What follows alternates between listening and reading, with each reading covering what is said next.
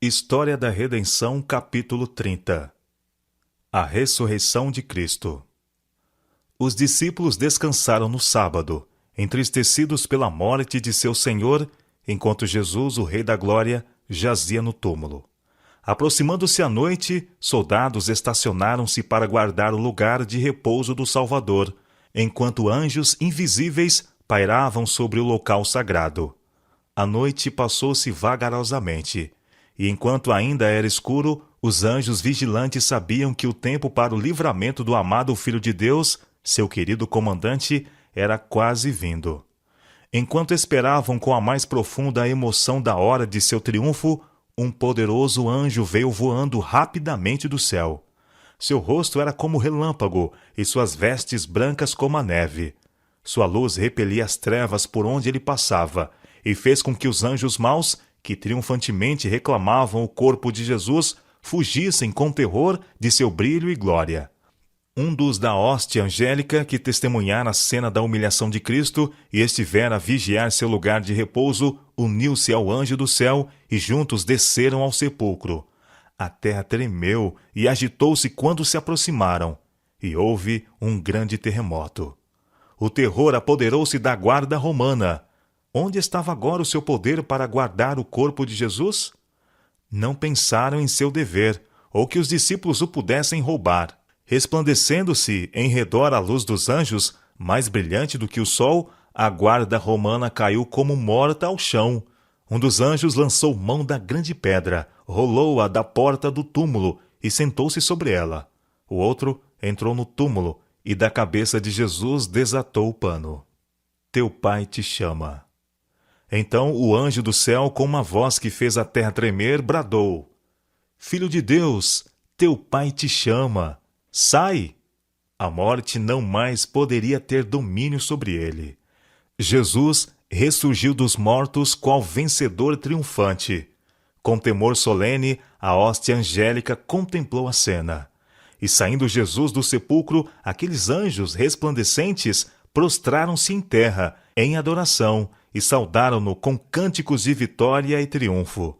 Anjos de Satanás haviam sido obrigados a fugir de diante da luz brilhante e penetrante dos anjos celestiais, e amargamente se queixaram ao seu rei de que a presa lhes houvesse sido violentamente tomada, e aquele a quem tanto odiavam havia ressuscitado dos mortos.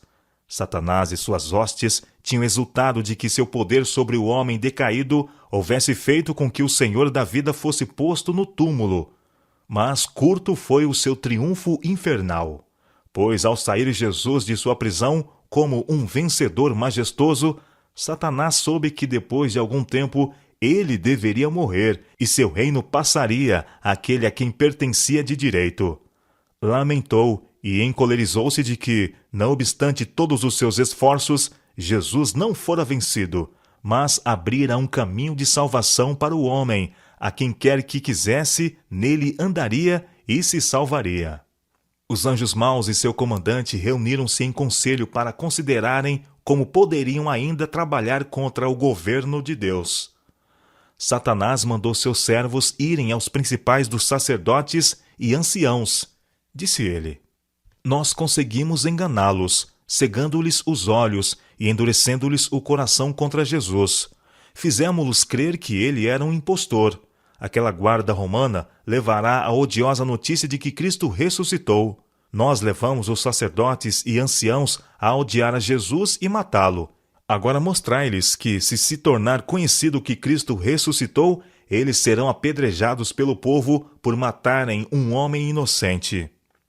O relatório da guarda romana. Como o exército de anjos celestiais se afastasse do sepulcro e se desvanecesse a luz e glória, a guarda romana arriscou-se a levantar a cabeça e olhar em redor de si. Encheram-se de espanto ao verem que a grande pedra tinha sido rolada da entrada do sepulcro e o corpo de Jesus desaparecera. Foram apressadamente à cidade para fazerem saber aos sacerdotes e anciãos o que tinham visto. Ouvindo aqueles assassinos a maravilhosa notícia, sobreveio a palidez a todos os rostos. Foram tomados de terror ao pensamento do que haviam feito. Se a notícia era exata, eles estavam perdidos.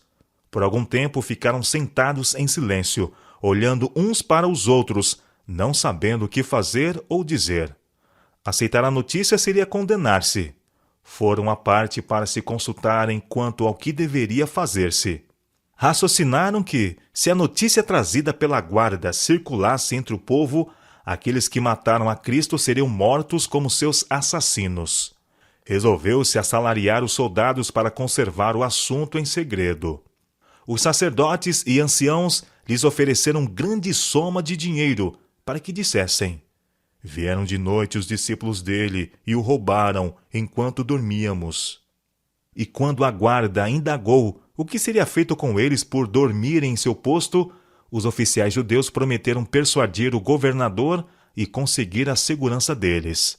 Por amor ao dinheiro, a guarda romana vendeu sua honra. E concordou em seguir o conselho de sacerdotes e anciãos. Os primeiros frutos da redenção. Quando Jesus estava suspenso na cruz, clamou: está consumado. As pedras se partiram, a terra tremeu e algumas das sepulturas se abriram. Quando ele ressurgiu, vitorioso sobre a morte e o túmulo, enquanto a terra vacilava e a glória do céu resplandecia em redor do local sagrado, muitos dos justos mortos, obedientes à sua chamada, saíram como testemunhas de que ele ressurgira. Aqueles favorecidos santos ressurgidos saíram glorificados. Eram escolhidos e santos de todos os tempos, desde a criação até os dias de Cristo. Assim, enquanto os chefes judeus procuravam esconder o fato da ressurreição de Cristo, Deus preferiu suscitar do túmulo um grupo, a fim de que testificasse que Jesus ressuscitara e declarasse sua glória. Aqueles ressuscitados diferiam na estatura e formas, sendo alguns mais nobres do que outros em seu aspecto. Fui informada de que os habitantes da terra têm estado a degenerar-se, a perder sua força e beleza. Satanás tem o poder da enfermidade e da morte, e em cada era os efeitos da maldição têm sido mais visíveis, e o poder de Satanás mais claramente visto. Os que viveram nos dias de Noé e Abraão pareciam-se com os anjos na forma, beleza e força. Mas cada geração subsequente tem estado a ficar mais fraca e mais sujeita à moléstia, e sua vida tem sido de mais curta duração. Satanás tem estado a aprender como prejudicar e enfraquecer a raça. Aqueles que saíram após a ressurreição de Jesus apareceram a muitos, contando-lhes que o sacrifício pelo homem estava completo, e que Jesus, a quem os judeus crucificaram, ressuscitaram dos mortos, e em prova de suas palavras declaravam: ressuscitamos com ele. Davam testemunho de que fora pelo seu grande poder que tinham sido chamados de suas sepulturas. Apesar dos boatos mentirosos que circularam, a ressurreição de Cristo não pôde ser escondida por Satanás, seus anjos ou pelos principais dos sacerdotes, pois aquele grupo santo, retirado de seus túmulos, espalhou a maravilhosa e alegre nova. Jesus também se mostrou aos discípulos tristes e com o coração despedaçado, afugentando-lhes os temores e dando-lhes gozo e alegria. As mulheres no sepulcro. Cedo, na manhã do primeiro dia da semana, antes que fosse claro, santas mulheres vieram ao sepulcro, trazendo suaves especiarias para ungir o corpo de Jesus. Notaram que a pedra pesada tinha sido rolada da entrada do sepulcro, e o corpo de Jesus não estava ali. Desfaleceu-lhes o coração, e temeram que os seus inimigos houvessem levado o corpo. Subitamente viram 2 anjos com vestes brancas, com rosto brilhante e resplandecente.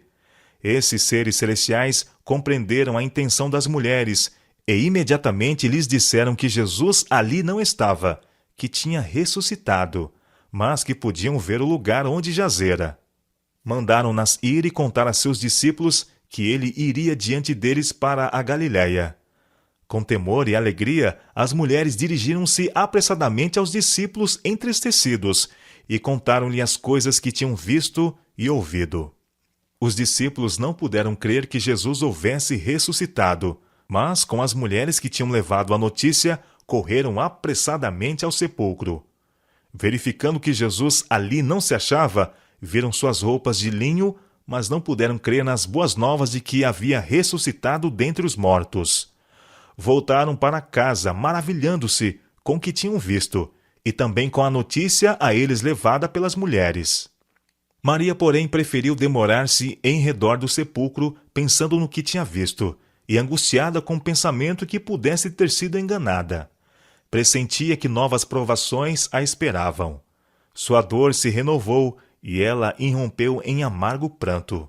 Abaixou-se para olhar de novo dentro do sepulcro, e viu 2 anjos vestidos de branco. Um estava assentado no lugar em que estivera a cabeça de Jesus, e o outro onde estiveram os pés. Falaram a ela com ternura, e perguntaram-lhe por que chorava. Ela respondeu: porque levaram o meu Senhor, e não sei onde o puseram. Não me detenhas. Ao voltar-se do sepulcro, viu Jesus, perto, em pé, mas não o reconheceu. Ele falou-lhe ternamente, indagando a causa de sua tristeza e perguntando a quem ela procurava. Supondo que fosse o hortelão, rogou-lhe que, se ele tinha levado o seu senhor, lhe dissesse onde o havia posto, para que pudesse levá-lo. Jesus falou-lhe com sua própria voz celestial, dizendo: Maria. Ela estava familiarizada com as inflexões daquela voz querida, e prontamente respondeu: Mestre! E em sua alegria ia abraçá-lo. Jesus, porém, disse: Não me detenhas, porque ainda não subi para meu Pai. Mas vai ter com os meus irmãos, e dize-lhes: Subo para meu Pai e vosso Pai, para meu Deus e vosso Deus. Alegremente ela se dirigiu à pressa aos discípulos com as boas novas. Jesus rapidamente ascendeu a seu Pai, para ouvir de seus lábios que aceitara o sacrifício e para receber todo o poder no céu e na terra. Anjos, assemelhando-se a uma nuvem, rodearam o Filho de Deus e ordenaram que as portas eternas se levantassem para que o Rei da Glória entrasse. Vi que enquanto Jesus estava com aquele brilhante exército celestial na presença de Deus e cercado de glória, não se esquecera dos discípulos sobre a terra, mas de seu Pai recebeu poder, a fim de que pudesse voltar e comunicá-lo a eles. No mesmo dia ele voltou e mostrou-se a seus discípulos. Permitiu-lhes então que lhe tocassem, pois tinha ascendido ao Pai e recebera poder. O duvidoso Tomé. Nesta ocasião, Tomé não estava presente. Ele não quis aceitar humildemente a notícia dos discípulos, mas firmemente e com confiança em si próprio, afirmou que não creria, a menos que pusesse os dedos nos sinais dos cravos e a mão no lado em que a lança cruel fora arremessada. Nisto mostrou uma falta de confiança em seus irmãos. Se todos exigissem a mesma prova, ninguém hoje receberia Jesus, nem creria em sua ressurreição. Mas foi a vontade de Deus que a notícia dos discípulos fosse recebida por aqueles mesmos que não podiam ver e ouvir o Salvador ressuscitado. Deus não se agradou com a incredulidade de Tomé. Quando Jesus de novo se encontrou com os discípulos, Tomé estava com eles, e quando viu Jesus, creu. Mas ele tinha declarado que não ficaria satisfeito sem a prova do tato acrescentada à vista, e Jesus lhe deu a prova que desejara. Tomé exclamou: Senhor meu e Deus meu! Jesus, porém, reprovou pela sua incredulidade, dizendo: Porque me viste e creste? Bem-aventurados que não viram e creram. A frustração dos matadores de Cristo. Espalhando-se as novas de cidade para cidade e de vila em vila, os judeus, por sua vez, receavam pelas suas vidas e ocultaram o ódio que acalentavam pelos discípulos. Sua única esperança era propagar o boato falso, e aqueles que desejavam que esta mentira fosse verdadeira a aceitavam. Pilatos estremeceu ao ouvir que Cristo havia ressuscitado. Não podia duvidar do testemunho que era dado, e desde aquela hora a paz o deixou para sempre. Por amor às honras mundanas, pelo temor de perder a autoridade e a vida, entregara Jesus para ser morto. Estava agora completamente convencido de que não era meramente um homem inocente, aquele de cujo sangue ele era culpado, mas o Filho de Deus. Miserável até ao fim foi a vida de Pilatos. O desespero e a angústia esmagavam todo o sentimento de esperança e alegria. Recusou-se a ser consolado e teve uma morte muito desgraçada. 40 dias com os discípulos. Jesus permaneceu com seus discípulos 40 dias, ocasionando-lhes isto gozo e alegria de coração, ao desvendar-lhes ele mais amplamente as realidades do reino de Deus. Ele os comissionara a dar testemunho das coisas que tinham visto e ouvido, concernentes aos seus sofrimentos, morte e ressurreição, de que ele fizera um sacrifício pelo pecado, e que todos que o quisessem poderia vir a ele e encontrar vida. Com fiel ternura, disse-lhes que seriam perseguidos e angustiados, mas que encontrariam alívio recordando-se de sua experiência e lembrando-se das palavras que ele lhes falara. Contou-lhes que tinha vencido as tentações de Satanás e obtido a vitória através de provações e sofrimentos. Satanás não mais poderia ter poder sobre ele, e faria suas tentações recaírem mais diretamente sobre eles, e sobre todos os que crescem em seu nome. Mas poderiam vencer, assim como ele venceu.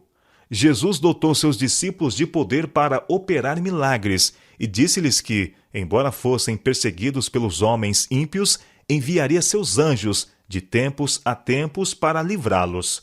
A vida deles não poderia ser tirada, antes que sua missão se cumprisse. Poderia então ser-lhes exigido selarem com sangue os testemunhos que deram.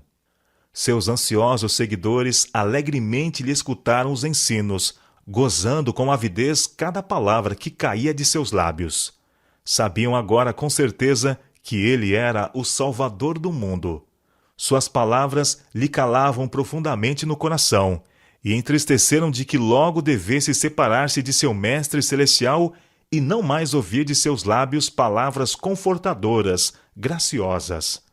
Mas de novo seu coração se aqueceu de amor e extraordinária alegria, dizendo-lhes Jesus que iria preparar-lhes moradas e viria outra vez e os receberia, para que pudessem sempre estar com ele. Prometeu também enviar o Consolador, o Espírito Santo, para guiá-los em toda a verdade. E erguendo as mãos, os abençoou.